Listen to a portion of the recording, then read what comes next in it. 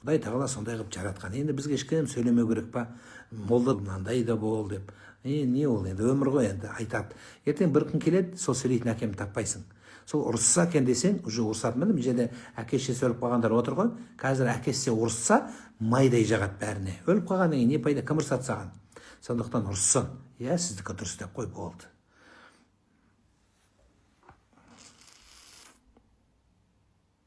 Жындан жатқан жоқпын дейді.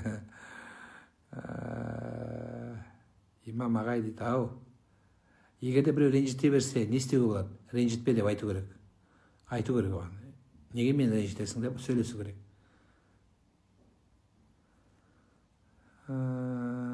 Ингаляция тамаққа жасау, ораза ұстағанда ораза бұзылмайды. Ингаляция тек қана сусыз, сухой нәрсемен жасаса, ораза бұзылмайды. Ал егер жұтса, сулы бір влажный бір нәрсе болғанда ораза бұзылады. 5 жыл болды ораза ұстай алмай жүрмін. Бала көтеріп емізіп, осы уақыт қарыз болып санала ма? Иә, қарыз болып тұра береді бәрі. Мысалы, былай болады, сіз бала көтердіңіз, ораза ұстай алмайсыз. Так, 1 жыл кетті ма? Босанасыз, баланы 2 жыл емізесіз. 3 жыл болды ма? Енді 4 жыл ұстайым деген кезде қарыз болып тұрсыз 3 жыл ораза. Так, 30-30-30-дан 60-90 күн болып тұр. Енді ұстайым деген кезде тағды көтеріп қалдыңыз. Форточкадан көтеріп қалдыңыз. Ой, бәле көтеріп қалдым тағы. Енді тағы ұстамайсыз. Так, 120 болды ма? Тағы да 2 жыл емізесіз шариғат бойынша. Сонда 7 жылдың оразасы тұр. Енді сөйткен кезде тағы да көтеріп қалдыңыз. Ой, сондай бір ақ көңіл кісі екенсіз, көтере береді екенсіз. Сонымен тағы 2 жыл көтердіңіз. Сонымен енді демаламын дегенде тағы көтердіңіз. В общем, не керек, 47-ге дейін көтердіңіз. Сөйткенде қазақстан санын көбейттіңіз, 47-ге келдіңіз, аузыңда тіс те жоқ, денсаулық та жоқ, өзі бір жағында битіп қалдыңыз. Енді ұстасаңыз ұстайсыз, ұстамасаңыз, пенсияңыз болса, ол заманда бәрі алақаныңа салып, пенсияңызды ақша көтеріп берседі.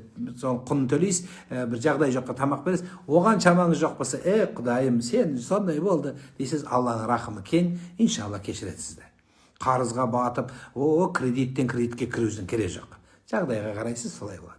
Сонымен қазақтың санын көбейтіп, пайғамбарымыз алейхиссаламның айтқан үмбетімнің көптігімен мақтанам дедіңіз, жақсы болды. Иншалла Құдайдың рахымымен. Бірақ осы оралып мына бала көтерген кезде ешкіммен ұрыспай, адал болып, басқа да құлшылықтарыңызды қалдырмауға тырыссаңыз жақсы болады. Ертең менде таңғы сағат 8-ден бастап кездесулер Арыстан Собор дейді ғой, Соборда кездесу болады әскерилермен, одан кейін сағат 10-да студенттермен кездесу болады, түсте балалар үйінде кездесу болады, түстен кейін тағы да бір жастармен кездесу болады, сағат 4:30-дарда ғана босаймын, сол 4-тің маңайында мешітте боламын. Сізбен оянып, сізбен ұйықтайтын болдық. Бір әйел айта береді екен ғой, жаңа Нұрлан имам бүйтіп айтты, Нұрлан имам сөйтіп айтты деп күйеуіне айта бергеннен кейін күйеу айтты, соған барып тиіп аш деп, сол сияқты сіз ешкім мені көбейтпеңіздер. Өзі бүкіл сайттарға салып өзім ыңғайсызданып жүрмін.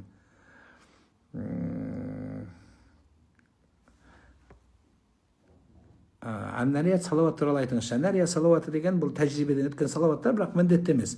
Айтсаңыз жақсы. Сәресіне эфирде нешеде шығасыз? 3:30-да. Бала не дейді, ыңғайсыздау сұрақ болып тұр. Бала көтеруге ниет етіп ем, күнә ма дейді. Ниеттене беріңіз, жақсы нәрсе ғой. Ниет деген дұға. Алла маған бала көтеруді нәсіп етті. Бүгін бір қарындасымыз келді, жылап жатыр. Жаңағы, Құдайым, бала көтеруге. Енді білесіздер ма, кейбір адамдарға Аллах Тағала жеңіл береді, бірақ кейбір адамдарға бала бермей жатыр да. Алла Тағала қанша талпынады жолдасымен, баласы бар адам түсінбейді екенші. Менің алдыма күйеуіменен әйелі келді. Ладно, әйелдің жылаған енді жүрегі көз эмоциясы көп. Бірақ әйел адамдардың жылаған өте жүрекке қатты ауыр тиеді екен. Еркек адамдардың бала сұрап, білесіз бе, қанша экоға барып жатырмыз дейді. Мынау біздің елімізде Ләйла Сұлтан қызы деген қарындастарыңыз, апайларыңыз бар. Сол кісінің Мәриям деген қоры бар.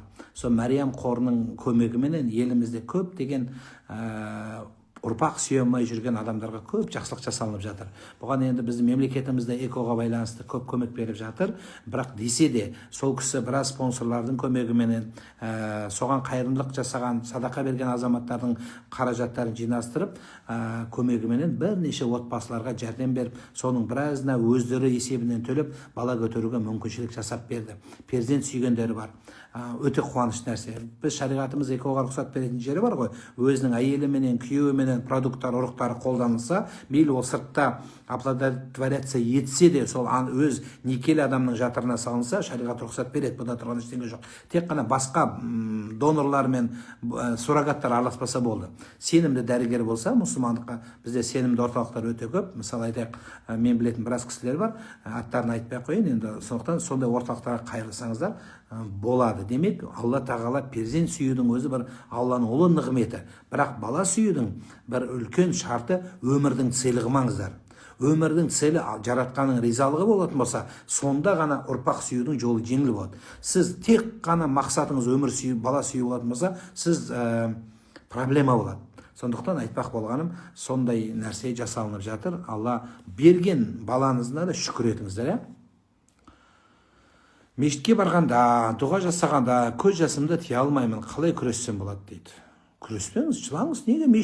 Мешіт көңіліңізді босататын жер. Мешіт жаратқанға жақындайтын жер. Мешіт жүрегіңізді бір жіпсітетін жер. Мешіт кәметлихи сәмәк, балық сияқты суға балық кіргенде қандай болады? Жақсы болады. Кәдімгі Алланың үйіне кіргендей болсаңыз, Алланың үйіне кірген адам қандай күйде кіру керек? Алланың үйіне, сіз бір бастықтың, байдың үйіне кіргенде қандай күй? Деп есіңіз ауып қалады. Алланың үйіне кірген кезде қандай болады адам? Пітір садақасын өз отбасындағы 7 адамға, және бір тіріге, бір өліге деп береміз. Яғни 2 адамға артық береміз. Бұл қаншалықты дұрыс? Жақсы нәрсе. Өте жақсы нәрсе. 6 болыңыздар, 7 болыңыздар. 7 болсаңыздар, 10 болыңыздар. 10 болатын болсақ 20-ға жетейік, Құдайым. Мына көзім 20-ға жеткенімізді, 50-ге жеткенімізді көрейінші десеңіз, жақсы емес па? Қалай ойлайсыз? Алла тағала бергені. Жақсы, Алла разы болсын. Түннің бір уағы кішкене демалыңыздар. Аз ғана уақыт қалды, 1-2 сағат мен кішкене жазатындарым бар. Дайындалып, ертең сәресін ішіңіздер, сәресін демалыңыздар. Алла жақсылық берсін, түн тыныштығын берсін.